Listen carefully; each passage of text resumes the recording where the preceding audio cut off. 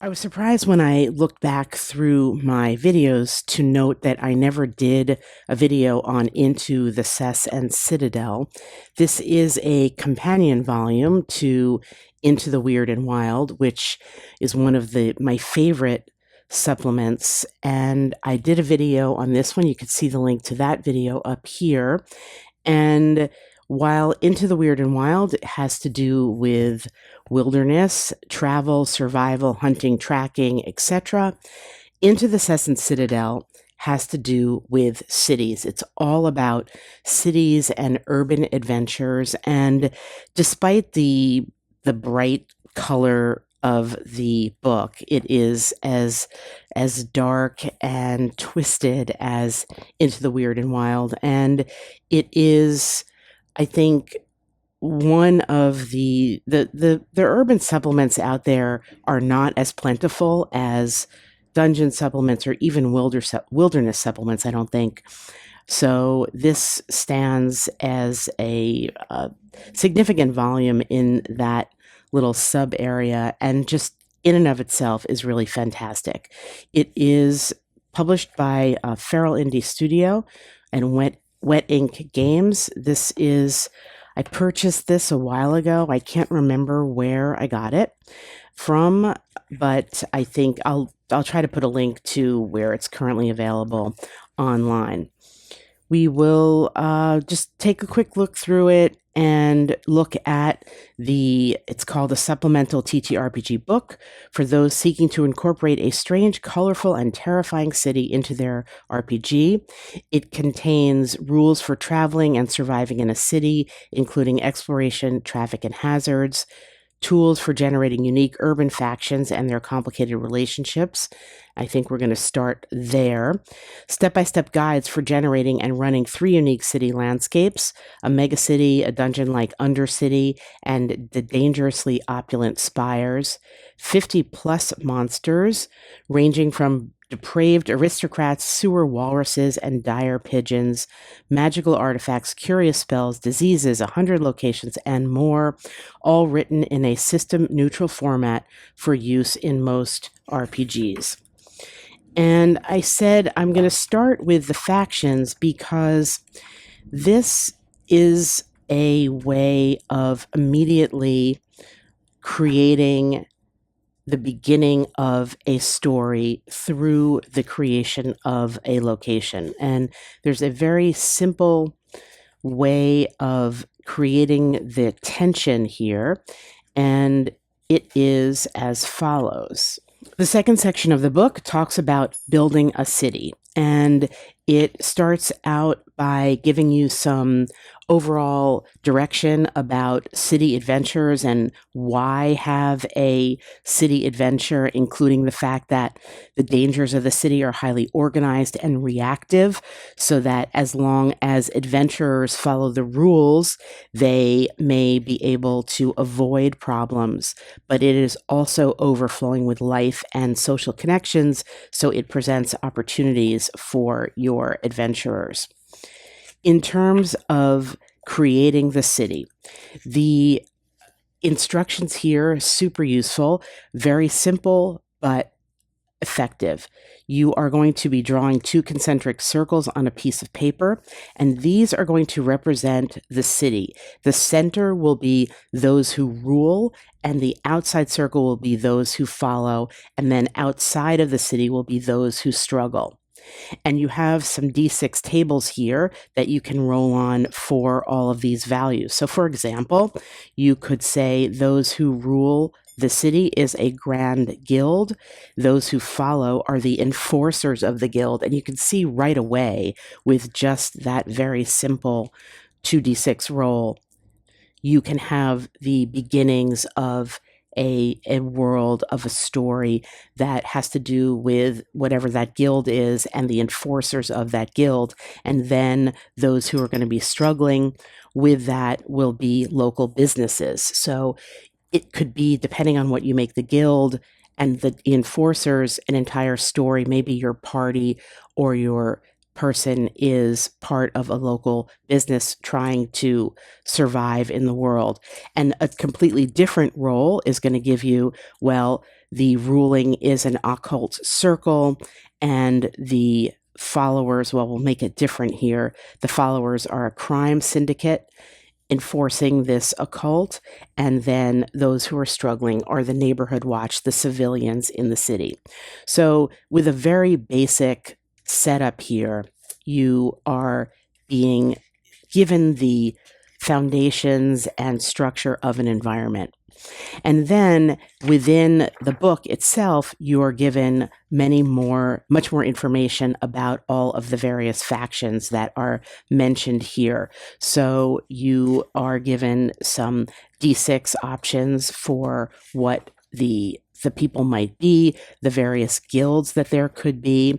And again, you would, based on that, begin to build out the story and the environment and the city here. So the neighborhood watch, for example, you could have nosy people, peacekeepers, or snitches. Where they're found, you're given locations for that. And the occult circle is a secret cult, and what could its beliefs be? There's a D4 table for what its beliefs are. So with that initial role, you can start to establish the feeling of the city. And then there's more details about generating a city, what the features might be, what the issues might be, and they are divided up in terms of the common folk might have different features than the wealthy, the opulent, or the middle people. So very much following a kind of a socioeconomic structure of a city. And then all of the entries in these tables are explained here with a little paragraph that fleshes out what it might be.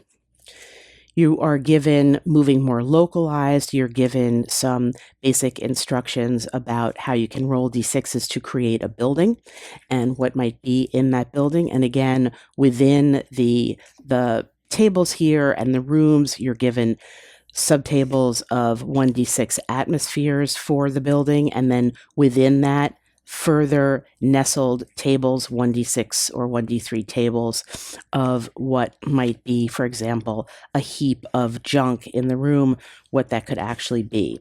So just getting closer and closer to the person level detail here. You're given tables to generate hideouts for people in the city, and again, the build here, the explanation here of what the various rooms could be. Street generators, name prefixes and suffixes, a D66 table for a random street, just explaining what the street might look like. NPC generators, appearance, manners, and quirks, because of course it's a city, so there's going to be lots of people wandering around. There are going to be lots of different types of stores and shops. And you have a table for searching a body, something called cobblestone treasures. These are things that you might find lying around in the city. So that is the middle section of the book, or the second section of the book, really. The first section of the book, just kind of moving backwards, is and now we'll look at the table of contents, are the larger type of mechanics that are offered about traveling and hazards and how you might have encounters with people, dumpster diving rules, and hazards and disasters. So it starts with an explanation of what system neutral means and how you may convert your various systems that you're using to things that are in here, or rather how things here could be imported into a rule set you may be using. And it explains that it's a book for people who want to incorporate a strange, colorful, and terrifying city into their RPG. That could be your whole session. It could be a section of a larger campaign where people go off and find this city and have adventures within the city. And then it starts with rules of the street. And it talks about the larger ways that moving through the cities, what a travel time might be, and the different ways that you would run through a city, roof hopping or street running or going through the sewers. And then it will give you some D6 tables for things that could happen if you had a failure in that. As everyone knows, if you live in a city, you're going to be dealing with traffic. So you have a D10 causes of traffic here, including something like a circus coming through or a street fight. You can have a D6 roll for the size of the traffic event, what the atmosphere or the mood is for that traffic event. And then you have a D100 table of what's called cobblestone encounters, just things that could happen to you as you're walking around the city. And then within each of the entries, you have a D6 outcome for that. So it really, for the soloist, gives you a lot of structure that you can use to facilitate interactions and story. There's a section on roughing it. If you have no money or you have bad luck, you're perhaps living out on the street or you're wandering around, what might you find and what might that thing mean? Ditto for the dumpster diving D20 table here. And if you find something, then there is, again, an implication of it. So if you find some soggy bread, you might need to make a save versus poison or become sickened for 1d2 days. There are things, everything has a price. You have items, hireling services here that you could import into your city. There is a reputation, a rule set here, and it says reputation is a form of social currency within the political web of the city, and you're going to create, if you want to use this rule, with the factions, each faction you interact with will have a social standing, and it will depending on your reputation and standing with that faction and theirs with you, it will have impact in terms of whether you can get jobs from them or buy things from them or sell things to them. So these are obviously optional rules that you could or could not use. And of course, cities have different types of hazards and disasters. So there are various tables here, D6 tables of sort of increasing threat. We have common dangers called hazards. We have disastrous events like a burning block or pollution or crumbling buildings. And then we have actual catastrophes, an outbreak or a purge or an undercity collapse. Poverty, hunger, and the cruel. So this is a city that is crushing, and as it says on the back of the book, this city eats people, never forget that. Here is a D20 list of what's called the cobblestone changes of this city.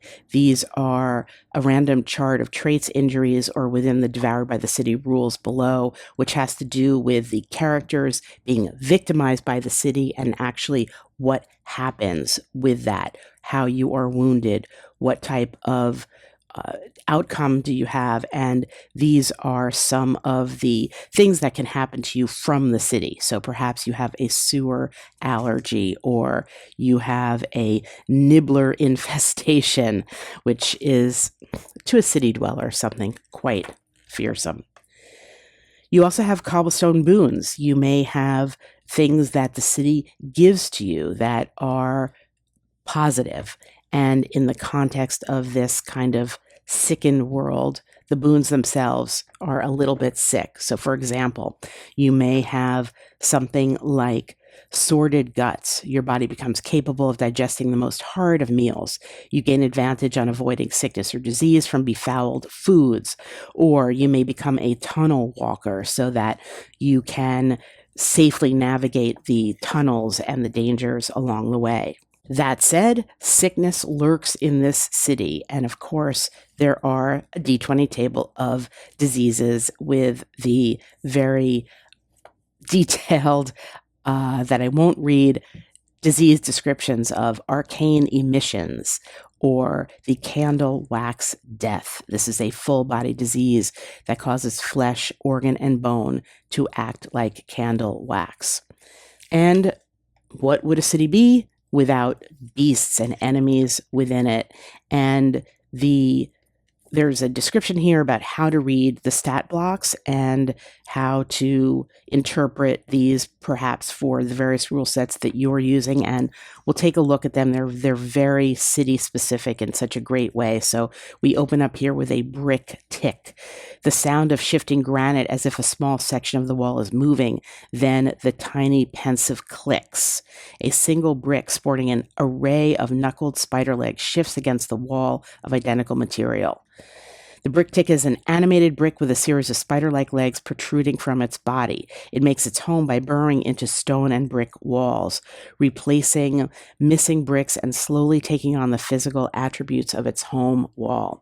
And again, if you live in a city, even if you just live in a dwelling, I think the concept of this is really pretty frightening. We have a cobblestone crab, a court spider, demons that you can create and roll on their appearances and mannerisms and give them quirks.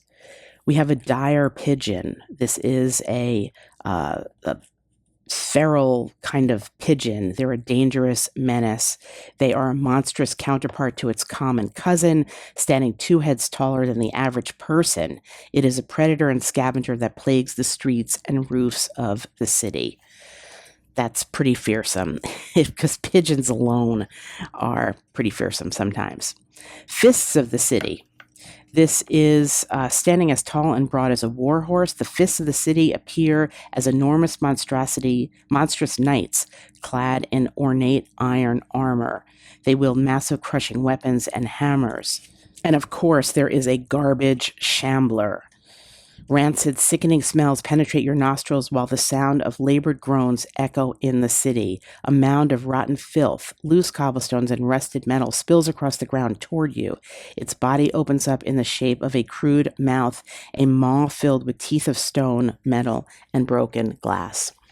So, again, you can see very thematic monsters of the city, and we will now go to the final sections of the book, which are the various parts of the city that were mentioned. So there's different parts. The undercity, beginning with the undercity, which is a disparate civilization underneath the city. And we have rules here for who lives here and how you can generate this. It's essentially like a dungeon space under the city, and there are rules for traveling within that.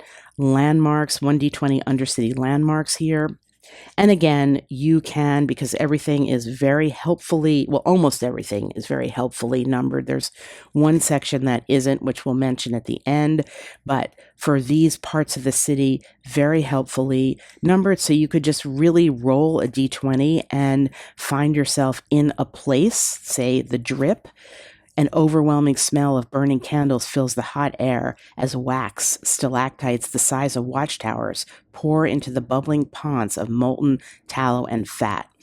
And it explains to you how to navigate your way through that, who might be in there. This is probably a D6 table of people who are in there and features, and again, it's a treasure trove for solo play because everything here is numbered for you as a table, and you could just take out your dice and start rolling and create your story within that. There are encounter tables here within this section, as well as various enemies like the sewer walrus that live here.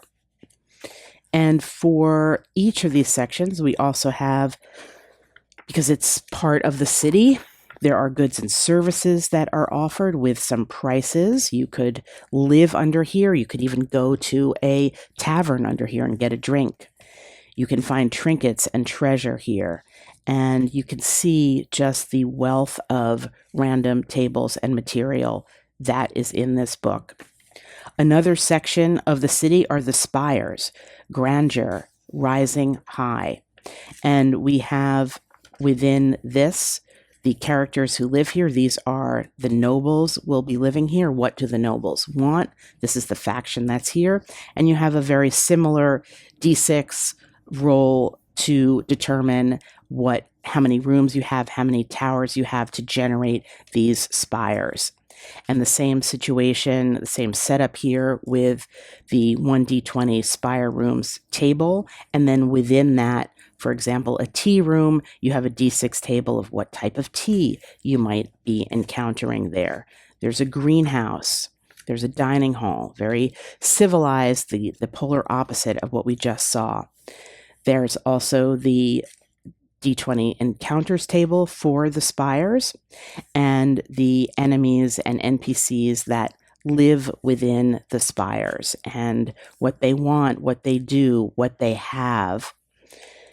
There's a you spot an aristocrat table, so a way of rolling up an NPC, giving them a manner, what are they wearing, what is their adornment, treasures that they might have, and magical things, and what are they made out of, and what can they do. And then there is the final district here, the cultivist district, and we have the features of this district, which is the air being thick with the haze of pollen, clouds of busy insects scattered through the air, and streets of heliotropic moss flanked by rows of blossoming manicured trees. It's a paradise of growth. We have factions and NPCs, and we have goods and services offered here. A loot table with trinkets. What might you find? It's a D50 table. People and places, their name, what they do, what their quirks are, street names. And in this part of town, we have differences for boons and banes. We have this something called the Ascension here, and a table on what happens to you when you're in this part of the city, how you change, and then further enemies that might live in here, or they could be NPCs like an animated urn, for example, or the Verdant Fury. We have encounters, and then we get to the last district here, which is the Foundry District. I think this is the last district. Nope, it's not. Another district, the Foundry District. Same thing. We have the features here, an artisan's quarter, a factory area. What are the issues that may be impacting this part of the city? Blackened skies or poisoned air, and who might be living here. Changes and boons that can happen to you when you're in the city, because again, the city is this kind of living, breathing thing that will impact you depending on what part of the city you are in. And we have artifacts, a loot table with trinkets, people and places, including shops, and more NPCs or enemies that live in here, like the furnace cats, for example, who can actually become your companion if you wish. And another encounter table with the mood of the encounter, so that, again, I don't think I mentioned this earlier, but not everything has to be like an immediate combat encounter. You could just encounter, like when you're in a city, you can encounter, some days the city kind of feels differently, and it feels like there's a good energy or a bad energy or a weird energy.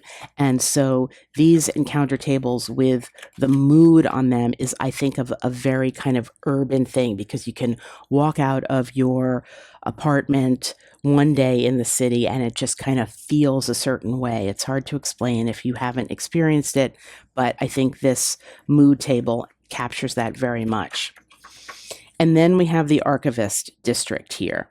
That is a place, a bastion of knowledge, a bookworm's paradise. It's devoted to the creation and maintenance of printed and recorded material. We have the features of the city and the factions and NPCs that live here, the conclave of the centipede, the transparent press, scribes, writers, and press operators, who they're led by, where they can be found. And we have, again, the boons and the changes that may be happening to you here. Like you could become a bookfinder. A sense dedicated to books opens within you. You may seek out and find any book as long as it is within 1 mile of you. More goods and services.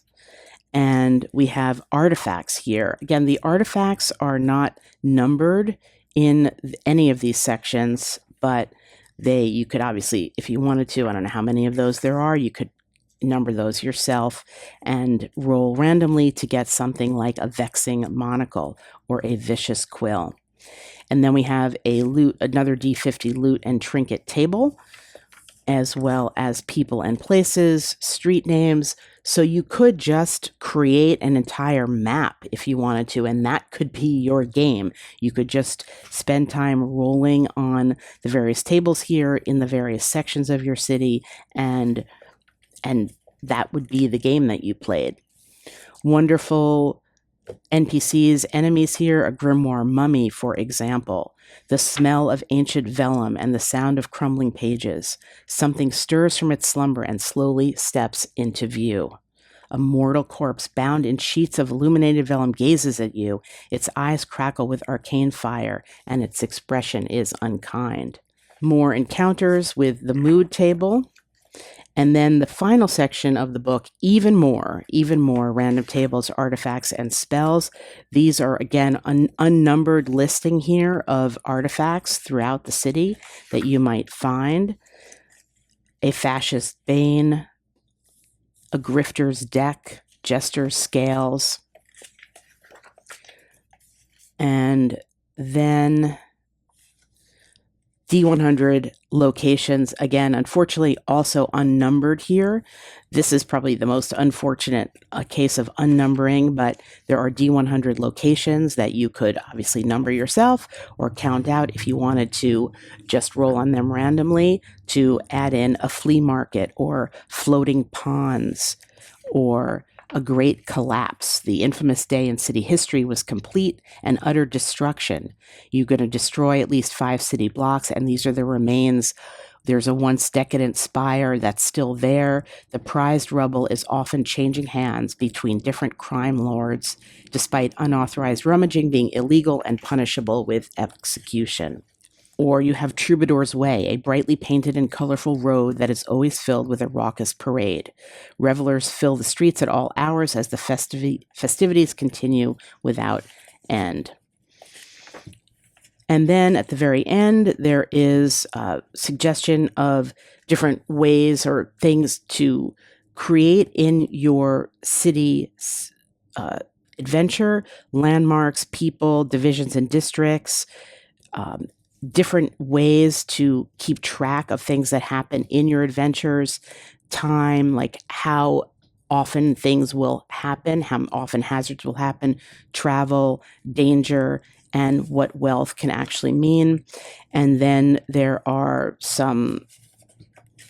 a world map here, a local map here, a price sheet here for things, and some suggestions of how to run time with time clock, and a very useful and detailed index.